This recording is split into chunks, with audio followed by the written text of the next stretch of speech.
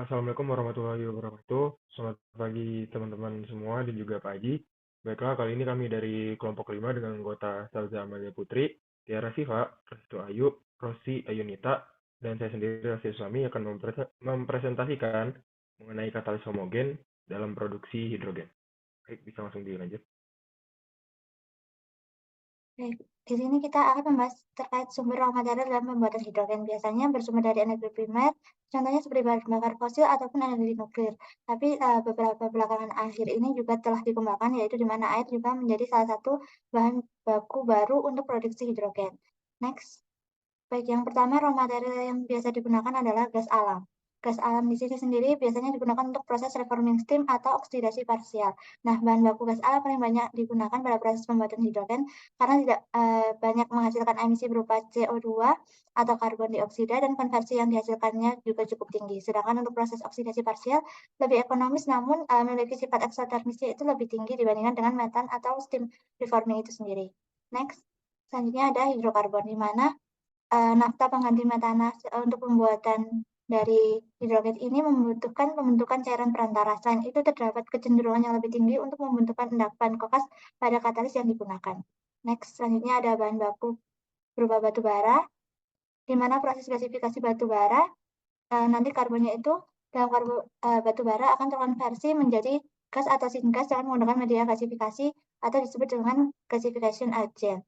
Nah, zat yang dipakai itu biasanya adalah karbon dioksida dan steam. Untuk selanjutnya ada bahan baku berupa air, biasanya digunakan untuk proses elektrolisis. Dalam pembuatan elektrolisis ini dibantu dengan bantuan energi listrik dan larutan elektrolit NaOH sebesar 15%. Untuk sumber bahan baku dari air ini kurang cocok digunakan dalam skala besar karena membutuhkan energi listrik yang cukup besar. Kemudian untuk selanjutnya yaitu ada biomasa. Next. Diproduksi melalui fermentasi untuk biomasa ini dengan bantuan mikroorganisme. Nah, kekurangan dari proses ini yaitu memerlukan bahan baku dengan skala besar untuk limbah tanaman dan produk yang dihasilkan dari proses ini juga tidak banyak, yaitu sekitar 10-20%, dan harga mikroorganisme yang mahal membuat proses ini tidak cocok digunakan. Nah, berdasarkan tabel 1 yang tertera pada slide juga dapat kita simpulkan bahwa steam reforming dan bahan baku gas alam adalah metode produksi hidrogen yang paling murah dan menghasilkan konversi yang paling tinggi. Nah, untuk beberapa akhir ini juga dibantu dengan PLTN itu dapat lebih mengurangi tingkat polusi jika dibandingkan dengan penggunaan reformer yang menggunakan dari bahan bakar fosil. Next. Baik, selanjutnya yaitu kita akan membahas tentang katalis homogen, di mana katalis ini merupakan substansinya untuk reaksi dan komponen katalis berada dalam satu fase. Biasanya paling sering adalah fasenya fase cair. Nah, umumnya untuk di industri katalis homogen yang digunakan yaitu pengembangan dari katalis organometalik. Nah, logam transisi sendiri juga berpeluang dalam industri katalis karena memiliki kekuatan ikatan logam transisi yang menunjukkan bahwa mereka dapat menunjukkan sejumlah bilangan koordinasi efek dan memiliki variasi kondisi dari oksidasi. Nah, senyawa dari ion ataupun ion logam yang sering digunakan yaitu dapat berupa platina, palladium, nikel, dan kobalt. Oke, kemudian masuk ke jenis-jenis katalis. Di mana sebenarnya untuk jenis katalis homogen ini bisa terdiri dari katalis asam, katalis enzim, dan juga katalis logam. Yang akan dibahas kali ini akan lebih fokus pada penggunaan katalis logam, di mana yang pertama adalah katalis berbasis logam mulia. Penelitian terdahulu menyebutkan bahwa Ru dan Eh merupakan katalis yang paling aktif di antara logam mulia lain. Nah, selain itu juga penelitian terdahulu mengenai reformasi uap katalitik bioetanol melalui katalis logam menyebutkan bahwa RH merupakan logam mulia yang paling baik untuk reaksi ini. Hal tersebut dikarenakan RH sangat aktif untuk memutus ikatan C dan juga CH yang diperlukan untuk produksi hidrogen. Lalu yang kedua ada katalis berbasis logam transisi, di mana karena biayanya lebih rendah dan juga ketersediaan yang lebih baik, logam transisi seperti nikel dan juga kobalt itu lebih disukai dalam pemanfaatannya sebagai katalis dibandingkan dengan logam mulia, meskipun logam ini kurang aktif daripada logam mulia. Selain itu, keunggulan yang lain adalah logam transisi ini dapat digunakan dalam jumlah yang besar. Namun dalam penggunaannya, logam transisi secara langsung sebagai katalis memiliki kelemahan, yaitu menyebabkan terjadinya proses intern logam atau belum cukup mampu untuk mengkatalis reaksi ini secara optimum. Untuk meningkatkan kestabilannya, maka diperlukan adanya penyangga. Lalu yang ketiga ada katalis bimetal, di mana katalis bimetal merupakan material logam yang dimodifikasi sifat katalisnya dengan penambahan satu atau lebih logam lain. Hal ini dilakukan untuk meningkatkan kinerja, baik aktivitas, selektivitas, dan juga stabilitas dari katalis. Next. Lalu kemudian masuk ke pemilihan katalis homogen, di mana pemilihan katalis homogen ini dilakukan berdasarkan proses yang akan digunakan dalam produksi hidrogen, yakni dalam kelompok kami ini memilih teknologi steam reforming, di mana teknologi steam reforming merupakan proses yang menggunakan katalis dalam proses reaksinya. Katalis yang umum digunakan ialah katalis berbasis nikel karena memiliki tingkat keaktifan yang tinggi dan juga lebih ekonomis. Nah, sementara itu untuk logam non-mulia golongan 8 juga aktif untuk teknologi steam reforming ini, salah satunya adalah besi dan juga kobalt. Namun dalam hal ini besi akan cepat teroksidasi dalam kondisi reaksi sehingga sedangkan kobalt tidak bisa menahan tekanan parsial uap. Oleh karena itu, katalis berbasis nikel merupakan katalis yang paling banyak dipelajari dan katalis yang paling umum digunakan dalam reaksi steam reforming karena biayanya rendah. Penelitian terdahulu melaporkan bahwa katalis NiMgO Al2O3 dan juga NiCaO Al2O3 memiliki nilai yang lebih tinggi dalam konversi metana, karbon dioksida, dan jet hidrogen dibandingkan katalis NiAl lain dalam temperatur antara 550 hingga 750 derajat Celcius. Next. Baik, selanjutnya adalah proses produksi hidrogen. Nah, di sini ada 3 proses produksi yang umum digunakan dalam produksi hidrogen itu sendiri. Nah, yang pertama itu ada proses elektrolisis, steam reforming, serta termokimia siklus sulfur iodide. Nah, yang pertama itu adalah proses elektrolisis. Elektrolisis sendiri merupakan proses pemisahan molekul air menggunakan listrik dan merupakan metode yang paling umum digunakan dalam produksi hidrogen, di mana listrik dialirkan melalui suatu sel dengan 2 elektroda yang mengandung larutan elektrolit KOH. Nah, bisa dilihat di gambar samping itu merupakan proses produksi hidrogen dengan menggunakan proses elektrolisis. Nah, di mana elektron yang berupa katoda dan anoda ditempatkan dalam larutan KOH sehingga terjadi perpindahan elektron. Hidrogen akan terbentuk pada katoda dan oksigen akan terbentuk pada anoda. Nah, untuk efisiensinya sendiri pada proses ini itu umumnya sekitar 80%. Tapi jika menggunakan PLTN itu efisiensinya turun menjadi 34%. Nah, kisaran efisiensi termal yang memungkinkan untuk elektrolisis adalah 25 sampai 45%. Nah, untuk saat ini juga dalam proses elektrolisis sedang dikembangkan untuk pengoperasian pada suhu tinggi, yaitu sekitar 70 sampai 90 derajat Celcius, 700 sampai 900 derajat Celcius. Nah, yang nantinya menggantikan beberapa input listrik dengan energi termal. Energi panas sendiri itu nanti jadinya lebih murah daripada energi listrik.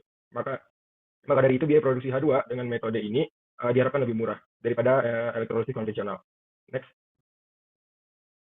Nah, kemudian yang kedua ada proses steam reforming, di mana steam reforming sendiri merupakan proses dekomposisi termal yang secara umum digunakan dalam industri produksi hidrogen. Nah, proses tersebut terjadi dengan mereaksikan gas alam berupa metana dalam steam pada suhu tinggi, serta mempunyai efisiensi termal sekitar 70%. Nah, gas alam juga mengandung beberapa molekul hidrokarbon lebih berat seperti etana atau C2H6, propana, C3H8, dan butana, C4H10. Yang komposisinya itu bisa disebutkan yaitu CH4 itu sekitar 80-95%, C2H6 itu sekitar 5-15%, sedangkan untuk C3H8 dan C4H10 itu di bawah 5%. Nah, bisa dilihat di bagian kiri gambar itu merupakan proses dari steam reforming. Di mana pada proses ini terjadi 2 reaksi. Reaksi yang pertama itu reforming yang merupakan reaksi endotermal dengan menggunakan katalisator pada suhu tinggi. Reaksi reforming dilakukan dalam satu reformer yang diisi dengan katalis nikel pada tekanan sekitar 30 atmosfer. Nah, reaksi kedua yaitu reaksi eksotermal. Selanjutnya dilakukan proses pemisahan untuk memisahkan karbon dioksida dan pemurnian hidrogen. Nah, pemurnian gas hasil steam reforming saat ini telah dapat ditingkatkan. Gas CO2 dihilangkan dengan scrubber alkali. Selain itu juga dapat menggunakan larutan amin. Dan akhirnya gas hidrogen yang dihasilkan bisa sampai suhu rendah dan juga telah dimurnikan. Next. Nah, yang selanjutnya adalah proses terakhir yaitu proses termokimia siklus sulfur iodide. Siklus sulfur iodide merupakan proses produksi hidrogen secara termokimia yaitu memisahkan air menjadi hidrogen dan oksigen melalui reaksi kimia pada suhu tinggi. Nah, proses ini mempunyai kelebihan yaitu memproduksi hidrogen secara efisien dengan tidak mengemisikan gas CO2. Nah, bisa dilihat di gambar kanan itu merupakan proses produksinya, di mana reaksi pertama merupakan dekomposisi asam sulfat yang nantinya akan menghasilkan H2 dan H2, H2O, SO2, dan gas oksigen. Gas SO2 yang bereaksi didaur ulang untuk digunakan di reaksi kedua. Reaksi kedua adalah reaksi antara iodin, SO2, H2O, yang merupakan reaksi eksotermal dengan iodin cair yang berlebih. Pada reaksi ini dihasilkan 2 fase produk, yaitu fase yang lebih berat adalah fase Hi, dan fase yang lebih ringan adalah fase H2SO4, yang kemudian dapat difisahkan secara gravitasi. Nah, reaksi ketiga itu merupakan dekomposisi Hi menggunakan destilasi. Next.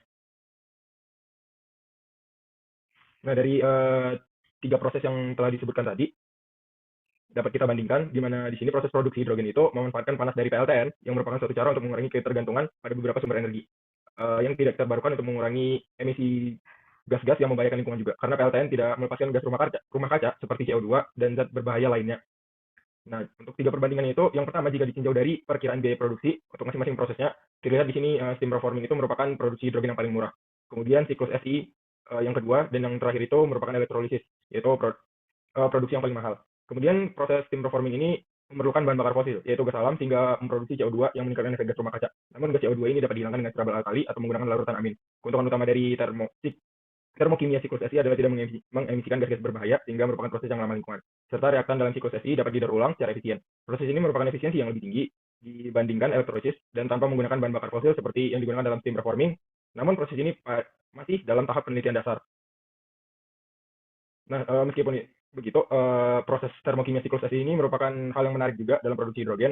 Namun kelemahan proses ini yaitu menggunakan bahan kimia yang korosif seperti larutan asam sulfat dan asam hidrohidrida yang pada suhu tinggi. Karena itu perlu dilakukan seleksi material dengan ketahanan korosif yang cukup tinggi.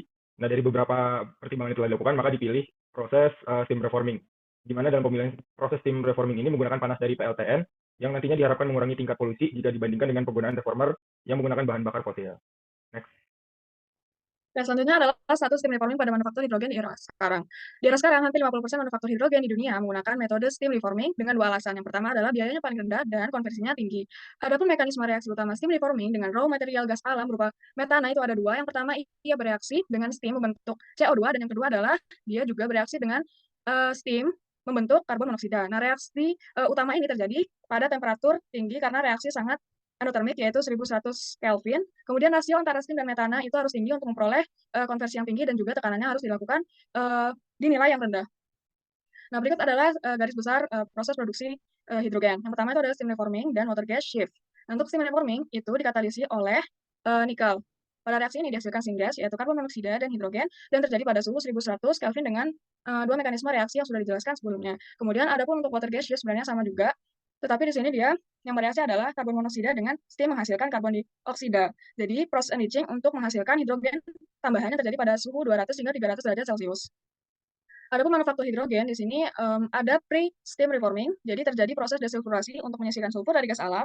Kemudian ada terjadi enriching, yaitu reaksi hidrokarbon atau karbon tinggi, yaitu di atas C2 hingga seterusnya, kemudian membentuk hidrogen dan metana. Kemudian tentu saja ada reaksi steam reforming yang sudah dijelaskan sebelumnya, dan yang terakhir adalah proses purifikasi, yaitu purifikasi hidrogen dari karbon monoksida menggunakan katalis Ni dengan support aluminium oksida menghasilkan metana. Kemudian purifikasi hidrogen dari karbon dioksida menggunakan sistem PSA atau pressure swing adsorption itu menggunakan zeolite. Kemudian di sini ada unwanted proses yang terjadi atau proses yang tidak diinginkan selama proses produksi hidrogen. Yang pertama adalah reaksi reversible metana dan steam dari CO dan hidrogen. Jadi di mana di sini terjadi pembentukan kembali metana dan steam. Nah, kemudian proses yang tidak diinginkan selanjutnya adalah aglomerasi dari katalis Ni. Tentunya yang menjadi KPR di sini adalah katalis Ni-nya sendiri. Nah, tapi sayangnya katalis Ni ini mudah teracuni oleh sulfur dan senyawa hidrokarbon tinggi. Kemudian rentan mengalami aglomerasi membentuk kok, dan dibutuhkan kombinasi nikel dengan elemen lain untuk mendapatkan konversi 100% teoritis. Baik, selanjutnya isu support katalis. Jadi support melalui sifat tekstur dan fisiokimianya sangat penting untuk mendispersikan nanopartikel logam dan meningkatkan stabilitasnya. Support ini hanya berfungsi sebagai stabilisator dan tidak memainkan peran penting dalam reaksi itu sendiri. Nah, untuk jenis-jenis support katalis homogen itu yang pertama ada alumina, terutama gamma L2O3. Nah, alumina ini merupakan support katalis yang paling umum digunakan karena memiliki area permukaannya besar, stabilitas termal yang tinggi, dan dapat dengan mudah dibentuk karena sifat mekaniknya yang tinggi. Selain itu, alumina juga dapat berperan langsung dalam proses reformasi karena memiliki hidrofilitas yang tinggi. Nah, hidrofilitas yang tinggi ini mendukung terjadinya disosiasi air selama proses steam reforming dan menghasilkan gugus hidroksil yang dapat dengan mudah bermigrasi pada permukaan alumina menuju fase aktif katalis logam karena mobilitasnya yang tinggi. Alumina sebagai support katalis umumnya digunakan pada katalis berupa logam mulia khususnya PT serta PD. Selain memiliki kelebihan, juga terdapat kelemahan berupa oksidasi fase aktif logam selama proses reformasi.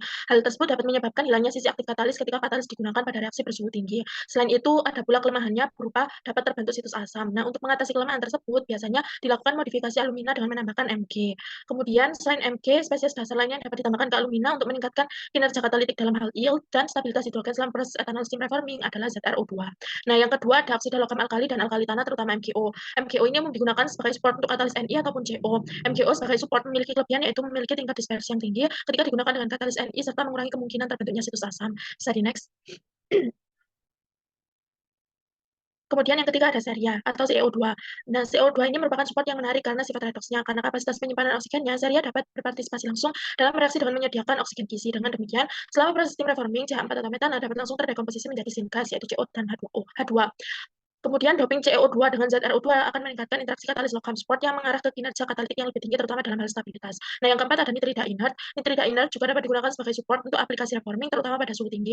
Sebagai contoh, Ni dan NiCO yang disupport oleh silikon nitrida acidika N4 memiliki kinerja katalitik yang tinggi dan stabilitas jangka panjang selama CO2 reforming dari metana. Bisa di next. Nah, berdasarkan jenis-jenis katalis tersebut, untuk pemilihan support katalis pemakaian ini, tadi telah disebutkan bahwa jenis katalis yang digunakan berupa Ni, MgO, Al2O3. Pemilihan support pada katalis tersebut dikarenakan pemakaian katalis logam transisi berupa Ni umumnya memang digunakan support katalis berupa MgO. Nah, penggunaan support katalis berupa MgO, Al2O3 pada katalis Ni ini memiliki beberapa keuntungan, seperti memiliki stabilitas termal yang tinggi sehingga dapat meningkatkan stabilitas katalis selama proses produksi hidrogen berlangsung. MgO, Al2O3 juga memiliki kemampuan untuk mengikat senyawa karbon dioksida dan membantu proses reduksi senyawa karbon dioksida menjadi karbon monoksida yang merupakan reaksi penting dalam proses reforming steam. Secara umum, MgO sendiri sebagai support memiliki kelebihan, yaitu memiliki tingkat dispersi yang tinggi ketika digunakan dengan katalis Ni, serta mengurangi kemungkinan terbentuknya situs asam. Baik, kita langsung masuk saja ke kesimpulannya. Yang pertama itu, ditinjau dari perkiraan biaya produksi hidrogen untuk masing-masing proses dan raw material yang sering digunakan pada industri, terlihat bahwa steam reforming dengan bahan baku gas alam adalah metode produksi hidrogen yang paling murah. Teknologi steam reforming adalah teknologi yang paling cocok untuk menghasilkan syngas atau gas sintetis yang mengandung campuran karbon monoksida dan hidrogen sebagai produk utama, serta karbon dioksida, hidrogen sulfida, metana, dan steam, karena dapat menghasilkan konversi paling tinggi. Kemudian yang kedua, katalis homogen yang dipilih dalam proses produksi hidrogen adalah katalis Ni, MgO, Al2O3, atau Ni, CaO, Al2O3, karena memiliki nilai yang lebih tinggi dalam konversi metana, karbon dioksida, dan hidrogen yang dibandingkan katalis Ni atau Al dalam temperatur antara 550 sampai 750 derajat Celcius. Next. Kemudian yang ketiga, ditinjau dari perkiraan biaya produksi hidrogen untuk masing-masing proses, terlihat bahwa steam reforming adalah metode produksi hidrogen yang paling murah. Steam reforming dari metana adalah proses dekomposisi termal yang menjanjikan dengan efisiensi yang paling tinggi bila dibandingkan dengan elektrolisis dan siklus SI. Pada proses steam reforming, penggunaan panas dari PLTN akan mengurangi tingkat polusi jika dibandingkan dengan penggunaan reformer yang menggunakan bahan bakar fosil. Kemudian yang keempat, mekanisme reaksi produksi hidrogen terjadi akibat adanya kontak gas alam berupa metana dengan steam yang kemudian menghasilkan hidrogen. Secara termodinamika, reaksi ini merupakan reaksi yang sangat endotermik, sehingga harus dilakukan pada suhu yang tinggi, yaitu 1100 Kelvin. Reaksi tersebut diperantarai oleh katalis homogen logam nikel, sehingga katalis tersebut rentan mengalami deaktivasi oleh belerang. Adapun rasio metana dan steam dengan konversi tertinggi adalah 1:2, yaitu sebesar 99%. Kemudian yang kelima, support katalis homogen yang digunakan berupa MgO, Al2O3, karena memiliki beberapa keuntungan seperti memiliki stabilitas termal yang tinggi, sehingga dapat meningkatkan stabilitas katalis selama proses produksi hidrogen berlangsung. MgO, Al2O3 memiliki kemampuan untuk mengikat senyawa karbon dioksida dan membantu proses reduksi senyawa karbon dioksida. Next. Baiklah, cukup sekian presentasi dari kelompok 5, kurang dan lebihnya mohon maaf. Assalamualaikum warahmatullahi wabarakatuh.